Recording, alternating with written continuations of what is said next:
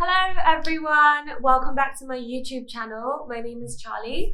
I make videos about eating disorder recovery, mainly about bulimia. It has been a long time since I've recorded a video.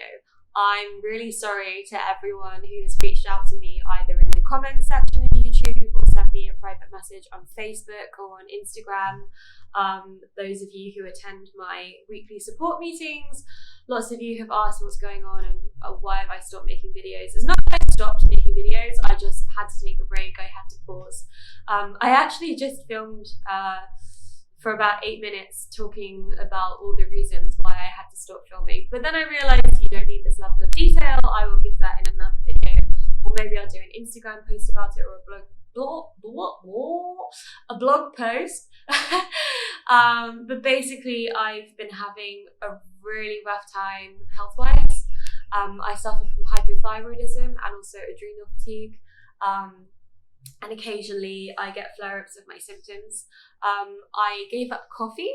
I gave up coffee about 2 months ago. I spent a month without coffee, and without coffee I had terrible withdrawals. I spent the best part of that month in bed, not doing anything, just rolling around, feeling sorry for myself and depressed and lethargic and shite, to be honest with you. And then I started drinking coffee again, and then I experienced all of the health issues and mental health issues and energy roller coaster reasons for why I wanted to give up coffee in the first place. And it messed with my hormones as well. So I've now come off the coffee again. I am more determined than ever to stay off it. I really think that for my body, coffee is like poison. So I'm really determined to stay off the coffee. But I've just been going through a really difficult time. I've had a lot going on both in my personal life and health-wise. And I just didn't have the energy to pick up the camera and speak and make a video and do the editing and plan videos. I didn't have it in me.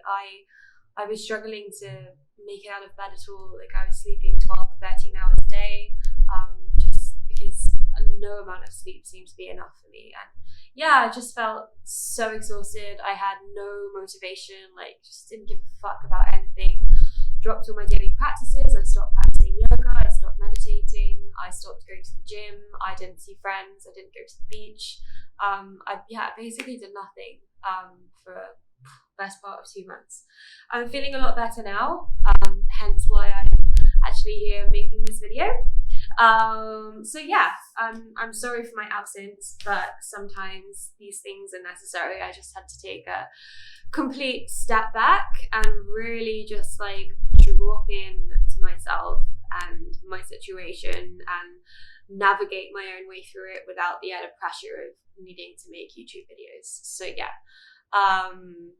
So today I wanted to talk about a very simple question which I received from many people, but one in particular person recently contacted me and asked this question, and that is, how did you recover from bulimia? And I just want to talk about one aspect of this today, because it's a very, it's not just I can't just give you one method to recover from bulimia and then it's going to work. And of course, it's going to be different for different people because we all develop bulimia for different reasons. Really, there's a very few core set of reasons why we develop eating disorders, like anorexia and bulimia. But those reasons are gonna manifest themselves in different ways. I just want to talk about this one aspect of bulimia recovery today that I think is so crucial, and actually it's still very relevant to me. Although I'm recovered from bulimia, I haven't binged and purged in a very long time. Occasionally, I do still get urges to binge and purge. And what I'm really forced to do during these occasions, and one of the ways that I want to talk about today, so this one aspect of how to recover from bulimia centers around this. And this is sitting with your discomfort. Okay, because bulimia recovery is anything but comfortable. It is going to be one of the most difficult things that you've ever done in your life, if not the most difficult thing that you've ever done in your life.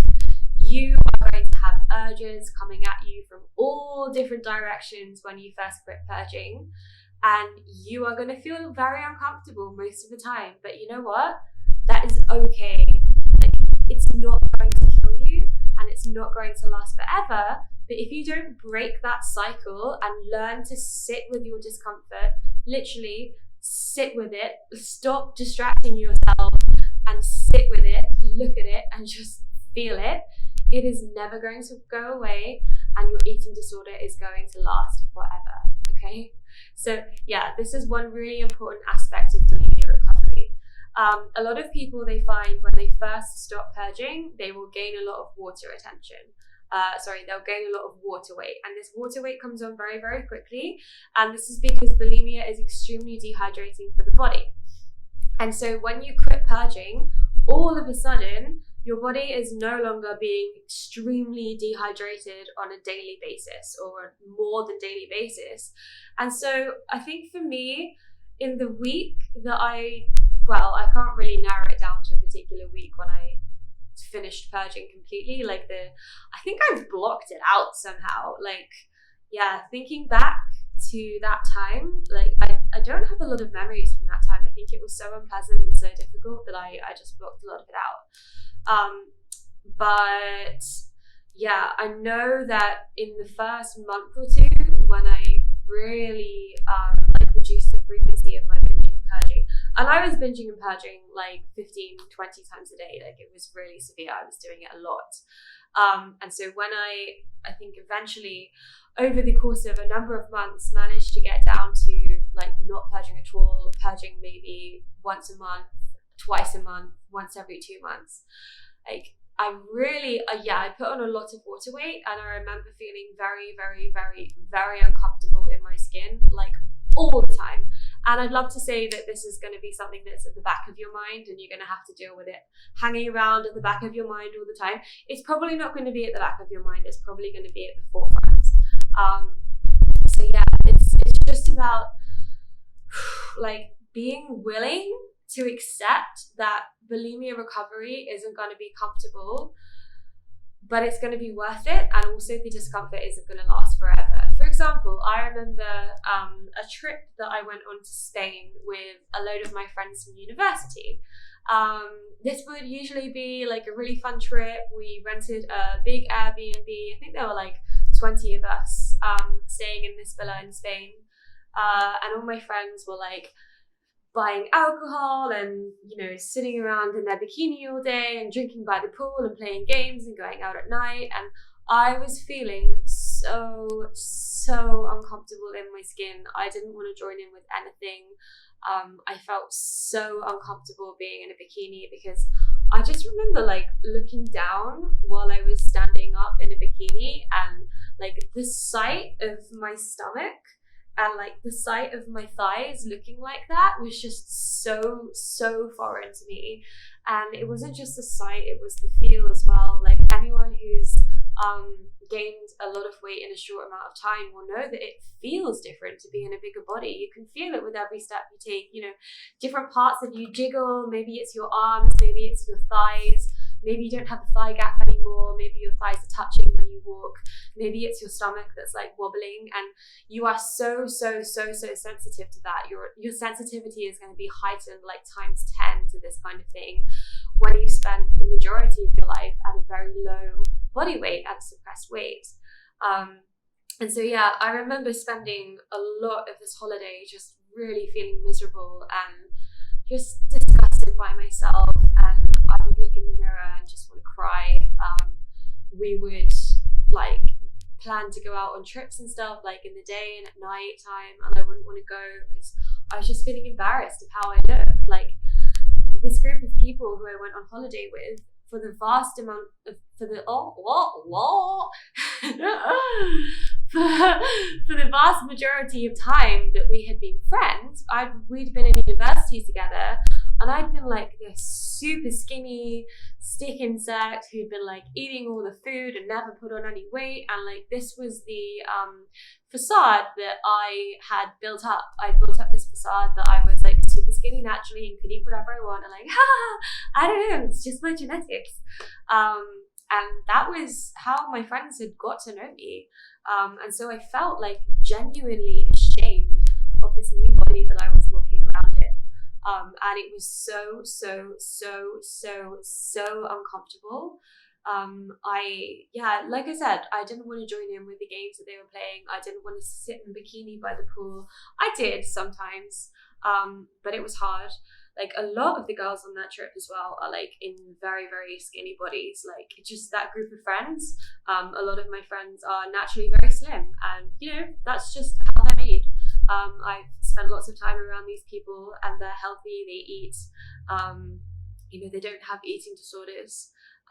They just have slim bodies, and I found that so difficult. Not only to be around them and compare myself to them, but to know that like not only were they thin, but they didn't even have to try hard to be thin. Like for me, I don't know, I think my natural body weight is somewhere around where I am now. I'm not thin, I'm not fat, I'm just like somewhere in the middle. BMI in the, I don't know, low end of the upper 20s. I don't want to start talking about weights and BMI numbers and potentially trigger people. And I don't really think it matters anyway. But what I'm trying to say is I'm not particularly thin, I'm not particularly fat, I'm just kind of like average, I guess. Please don't give me loads of like negative comments for trying to pin myself as average. But yeah, I think you know what I'm saying.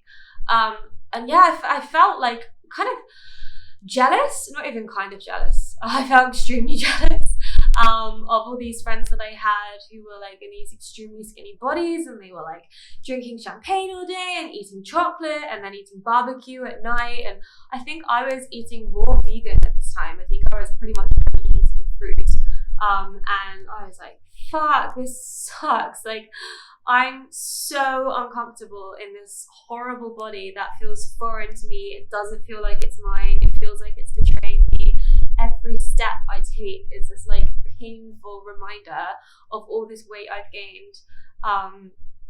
And I can't even eat. Like I'm eating fruit. I was definitely vegan at the time. I think on this holiday, in order to try and suppress my weight and keep it down as much as possible, because I was on holiday and expected to be in a bikini, I was eating tons of fruit, and probably eating salad and like a few vegetables, but I definitely wasn't eating normally at this time. This is very, we got low battery, one sec. This is, sorry. This is very early on into my recovery, like I think a few months after first starting to recover. My diet is completely different now. I'm not vegan, I'm not raw vegan, I'm not vegetarian, just eat kind of a balanced diet. So yeah, that holiday was really, really, really difficult. I remember one photograph in particular that was taken. We're at the top of this tower, and it's me and my friends Jess and Olivia, and they are both like incredibly slender girls, like so slim, absolutely gorgeous girls, like inside and out, amazing people, but yeah, very, very slim. And I was standing next to them in this photograph, and I remember it being taken, and I was really feeling uncomfortable. But then when I asked to look at that photograph, I was just like, oh my god. I just felt so much shame. Like I wanted to fucking die. Like I would have rather died than continued life in that body. Like if you could have given me a gun, I would have shot myself in the head. Like that was the level of sheer disgust and contempt and just self-hatred and loathing that I was feeling at this point. But so where I'm going with this, I'm sorry to just like suddenly start rambling about this holiday that I went on when I was like, I don't know, whoa. It's not a hair advert, Charlie. I'm sorry to just suddenly go off on a tangent about this holiday I went on when I was 26. But the whole time, despite feeling so uncomfortable inside of my body, and I remember getting back and being like, well, that was a shit holiday. What a waste of money. Because I just hadn't enjoyed myself, because I was too busy, just completely preoccupied by my body and my weight gain to think about anything else or experience even like remote pleasure. Despite that, and despite how hard that whole period, like that whole, I think almost a year I was feeling this way, despite how hard that whole period was, I sat with it and I didn't give into it because I knew inside of me, I knew inside of my heart that something was better.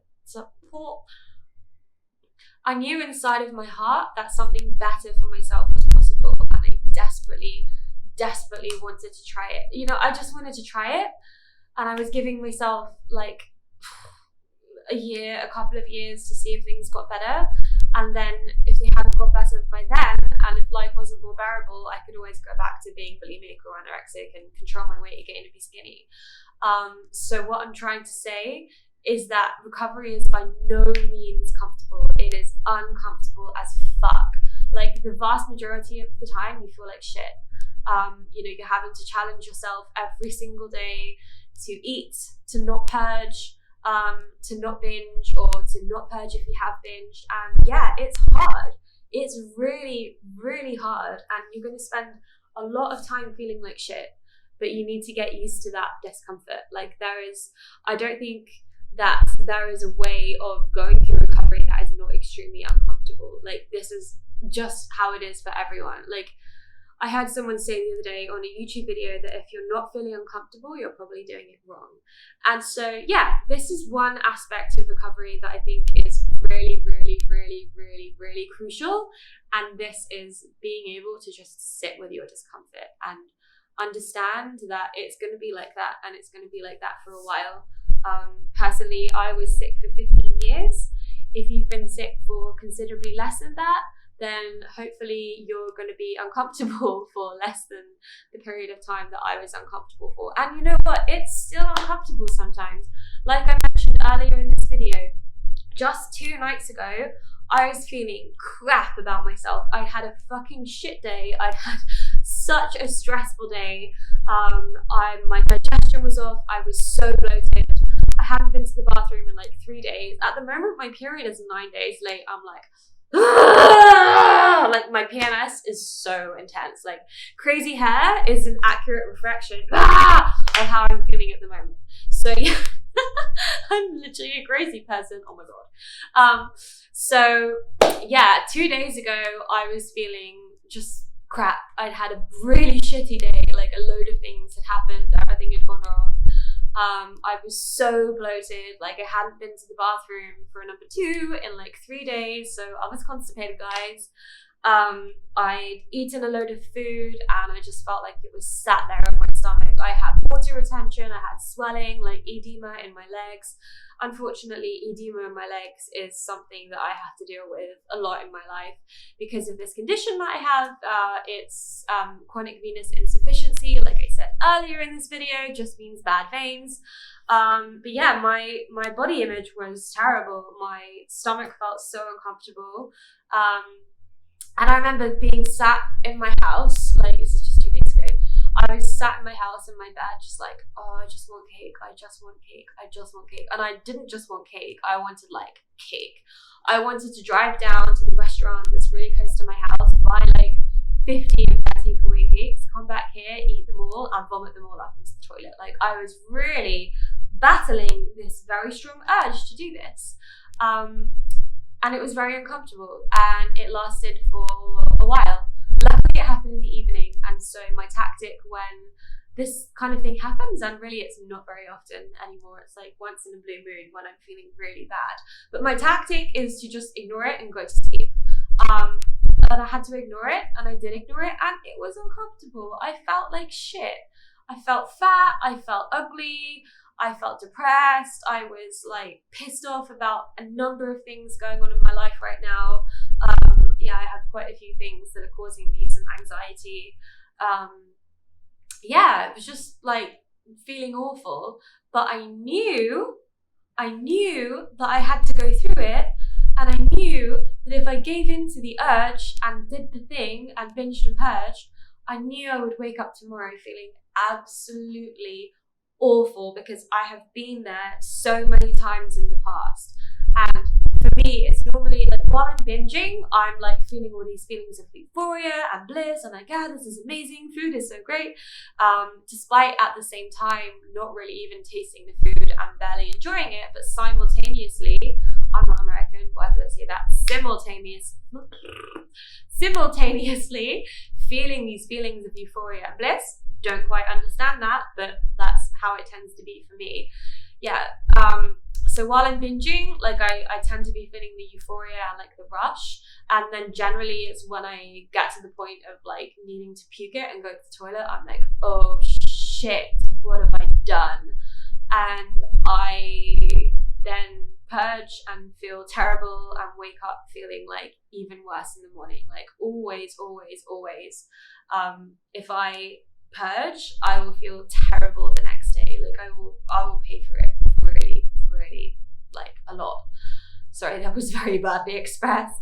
The price that I pay the next day is really high in terms of my emotions, in terms of my mental state, in terms of my physical state.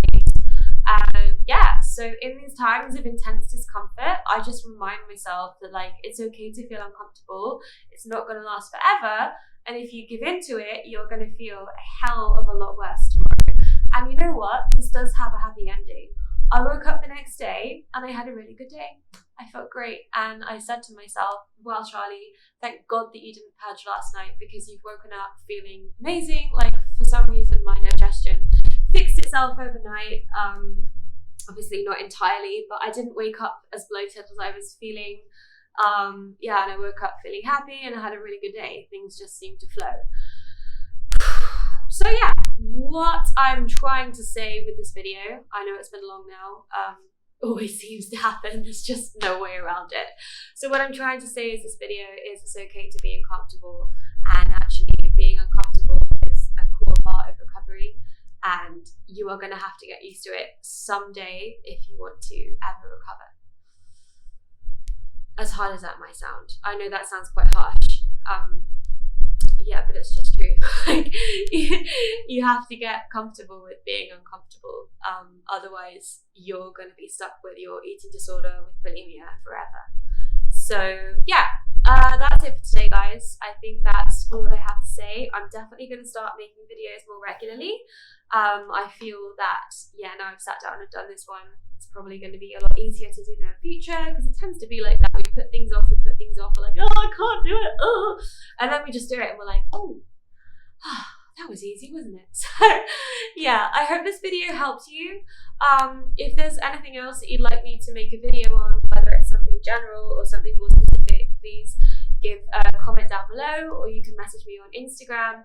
My Instagram feed is down below. Also the Instagram for my online shop. So something I haven't mentioned before is that I actually make and sell jumpsuits. I should have dressed myself in one now, but I'm not. While I was recovering, I just wanted to cover myself up in baggy clothes like all of the time, because I had a bloated stomach. I had lots of water retention, swelling in my legs. I just wanted to cover myself up. And I don't know, I quite enjoy like big, baggy, flowing, billowing clothing anyway. And I've actually designed some really cool jumpsuits. Some of them have got high backs and some of them have got low backs. And I'm selling them online. They are handmade by a family business in Ubud, Bali, and 5% of the profits go to an eating disorders charity called Beat UK. They're really cool. Like everyone who I've sent them to absolutely loves their jumpsuits. In the next video, I'll probably wear one and show you. But please check out my online shop. I will leave a link in the description box down below. If you're going through recovery and you've got a little bit of a belly, or you're not liking your thighs or whatever, then maybe they would be an option for you, because I personally turned up to work every single day for like the whole summer wearing baggy t-shirts and trackies.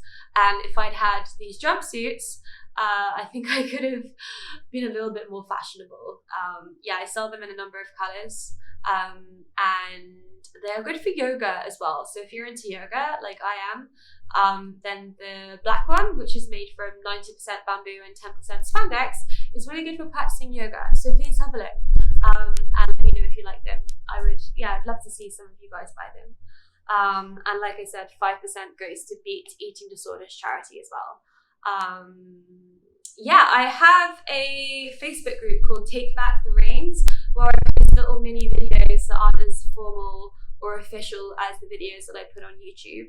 And I post little nuggets of inspiration and quotes and like ideas and pictures and stuff in there.